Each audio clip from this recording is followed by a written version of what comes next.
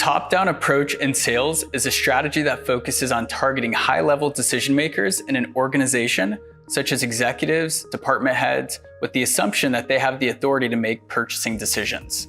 This approach aims to bypass lower-level employees and reach decision makers directly in order to shorten the sales cycle and increase the chances of closing a deal. Top-down approach requires a deep understanding of the organizational hierarchy and decision-making processes, as well as an effective communication and relationship-building skills to engage with high-level executives. Build contact lists for companies that fit your ICP with the focus on finding your ideal decision makers. These are the people who have the power to make the decisions to buy your product. You need to clarify if your ideal decision makers are in a specific line of business like IT, marketing, finance, operations, or another line of business. Sometimes executives overlay to multiple lines of business, and a lot of them will care about your solution.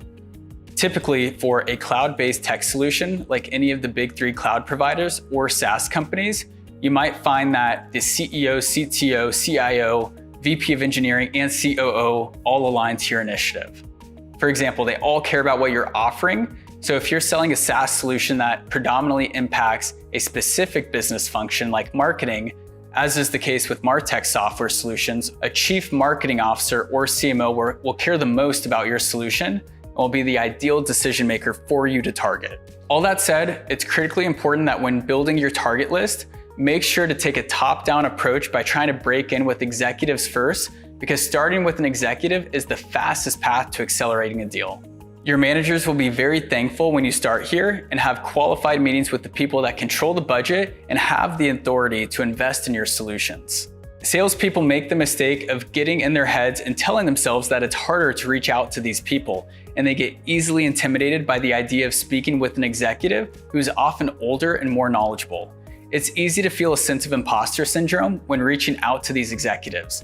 I know I felt that way myself when I started as an SDR at Dell. Contrary to popular belief, it's actually easier, more fun, and greatly increases your effectiveness when you take a top-down approach. This is because executives tend to be nicer, smarter, more professional, and bigger thinking people within the organization. They're more interested in achieving their goals than beating up a vendor. They can like what you're saying and invite you to the table, or they can delegate you to someone at the organization, which is also great if you bring a good idea to them. In a compelling business case, they're more likely to be receptive to exploring further than someone at the lower end of the totem pole who's just trying to get them through their day-to-day and keep the lights on and not get fired. In addition to decision makers, find secondary influencers who can get you inside information on the company's current tech investments and priorities. If you connect with them and have a good conversation beyond getting insider information, they very well will be willing to make a warm intro or refer you to the decision maker. The indirect info gathering and referral approach can be highly effective because it can be easier to get an executive meeting when referred by someone internal to the company. And by the time that you talk to an executive, you have developed and tailored a value proposition based on the insider information. I know a top field sales rep at a Series C backed startup that would always start at the bottom and work their way up because they gathered a lot of intel to really resonate with executives when the time came. From a KPI perspective, it will help that you can get multiple meetings in the same account to drive towards your metrics that the organization cares about. Although don't get lost in metrics just for the sake of metrics. Make sure it's driving towards your North Star of bringing in new logos for your company.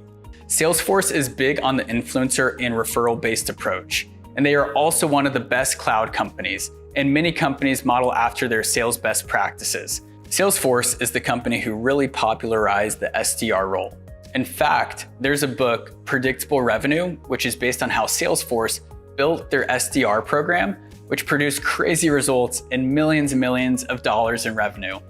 If Salesforce approaches things this way, it wouldn't hurt for us to follow suit.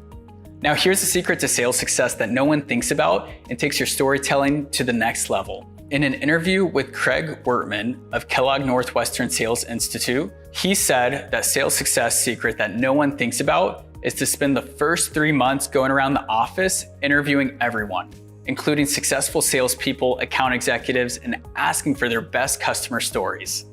This is a good way to get great ammo for your own sales story and power statement, and then also have a quiver of story arrows that you can pull out at the right time based on specific customer pain points or outcomes that they want to achieve.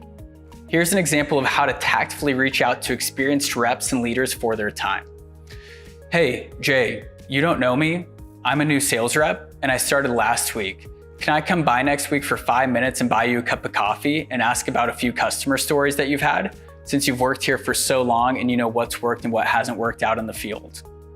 Guys, who wouldn't take you up on that offer? People want to help you, and they won't just spend 5 minutes, they'll spend 45 minutes with you. I want you to notice a few key things nested in this ask. First off, notice acknowledgement of the fact that you're new and a stranger coming out of the blue, and showing a degree of humility that you know your place. Secondly, lowering the barrier of commitment to 5 minutes to help get your foot in the door with a tenured rep and get their time, and lower the opportunity cost of them giving up their valuable time that could go to their other priorities. And finally, offering to do something generous and buying them a cup of coffee. Giving to get is a real thing. So let's wrap up on storytelling and how to take your storytelling game to the next level. In sales, you want to elevate your game, so begin with collecting individual stories categorized by pain points or outcomes that you produce for customers so that you can pull out the right arrow of the story quiver at the right time to inspire understanding and action for specific customer scenarios and drive deals forward, and of course, get more meetings. This process takes time, and that's why many reps won't do this. It's yet another example of an opportunity to apply the common denominator of success by doing the difficult things that failures aren't willing to do. Being a strong and versatile storyteller will be even more critical when you get promoted to higher level roles. So why not lay the groundwork today? The sales leader at my current company is the leader for a reason. He is a magnetic storyteller, and he has a story for nearly every situation. Storytelling is by far the most compelling way to get a deal over the finish line. You can practically begin to collect stories in what Craig talks about a win book.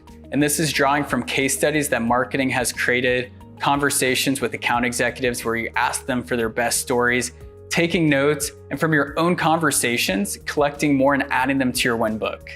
Even though you might have had nothing to do with the case studies or deals closed that your leadership speaks of, that doesn't mean you can't learn from those and tell those stories with passion, just like they're your own. You can use those stories to get meetings, win deals, and get promoted by telling stories that show you have really learned what it takes to make the jump from setting meetings to closing deals. At the end of the day, like a professional athlete, practice, practice, practice, and get feedback to get better. The more you practice, the more confident you will become, and the more your passion will shine through. And don't just practice alone, as it's nearly impossible to accurately judge ourselves, and we almost always have blind spots. Make sure to get feedback from your peers on how you actually come across. They can tell if you sound salesy or if you actually sound natural, and they can tell if you are being unclear. Feedback is a gift, so make sure you use it to your advantage and keep improving. By the time you have met with tenured people internally and understand unique value propositions about your company, you should have no issue reaching out to executives to get deals done. At the end of the day, the executive leaders within a company can move the needle on a project, and building a relationship with them is the fastest path to winning a deal. But at the same time, have empathy, creativity, consciousness when reaching out to these individuals. The head of infrastructure for one of the largest medical accounts I work with met with me in person for an executive event, and I asked him, Jeff, how many technology vendors reach out to you and what determines if you reply or not? He was honest. He told me it comes down to a few things. For him, as a busy professional, he's only focused on his immediate needs and what he needs to do to get the next thing done. And if you can't make a compelling reason why those things matter to him now, it doesn't make sense for him to engage with you. The next thing Jeff said is creativity. Did the rep take time to relate in a creative way and use their sales skills to grab his attention? Last but certainly not least, timing. Sometimes Jeff is in a better mood than other times, so it can be completely random. There are times where he has never responded to the first 2 emails, but the third arrived at the right day and time, at the right moment, with the right wording, and he responded. It can be tough as a seller, but we need to stay pleasantly persistent and realize that our emails are being read and analyzed in real time. We can build relationships with these influencers, and when we offer immense value and open up direct lines of communication, that can be the difference in getting a deal over the finish line. Now, by understanding your company's sales story and taking a top-down approach, sales reps can target the right decision makers who have the authority to make purchasing decisions. This saves time and resources as it eliminates the need to go through multiple levels of approval before closing a deal.